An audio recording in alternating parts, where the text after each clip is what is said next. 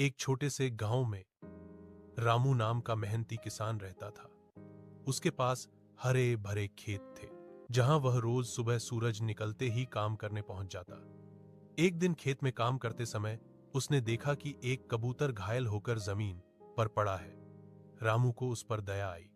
उसने कबूतर को उठाकर पानी पिलाया और अपने घर ले जाकर उसकी देखभाल की। कुछ दिनों में कबूतर ठीक हो गया, लेकिन वह उड़कर जाने की बजाय रामू के साथ ही रहने लगा। अब कबूतर रोज रामू के साथ खेतों में जाता और उसके आसपास मंडराता रहता। एक दिन रामू खेत में काम करते करते पेड़ के नीचे सो गया।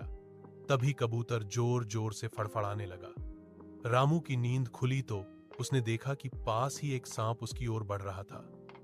रामू तुरंत उठकर दूर हट गया और उसकी जान बच गई। रामू ने प्यार से कबूतर को सहलाया और कहा, भलाई का फल हमेशा अच्छा होता है। उस दिन से किसान और कबूतर सच्चे दोस्त बन गए। एक छोटे से गांव में रामू नाम का मेहनती किसान रहता था। उसके पास हरे भरे खेत थे, जहां वह रोज सुबह सूरज निकलते ही काम करने पहुंच जाता। एक दिन खेत में काम करते समय उसने देखा कि एक कबूतर घायल होकर जमीन पर पड़ा है। रामू को उस पर दया आई। उसने कबूतर को उठाकर पानी पिलाया और अपने घर ले जाकर उसकी देखभाल की। कुछ दिनों में कबूतर ठीक हो गया, लेकिन वह उड़कर जाने की बजाय रामू के साथ ही रहने लगा। अब कबूतर रोज रामू के साथ खेतों में जाता और उसके आसपास मंडराता रहता। एक दिन रामू खेत में काम करते करते पेड़ के नीचे सो गया। तभी कबूतर जोर जोर से फड़फड़ाने लगा। रामू की नींद खुली तो उसने देखा कि पास ही एक सांप उसकी ओर बढ़ रहा था। रामू तुरंत उठकर दूर हट गया और उसकी जान बच गई। रामू ने प्यार से कबूतर को सहलाया और कहा, भलाई का फल हमेशा अच्छा होता। एक छोटे से गांव में रामू नाम का मेहनती किसान रहता था।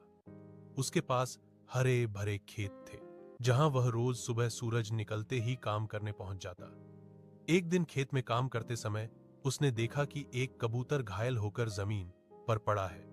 रामू को उस पर दया आई। उसने कबूतर को उठाकर पानी पिलाया और अपने घर ले जाकर उसकी देखभाल की।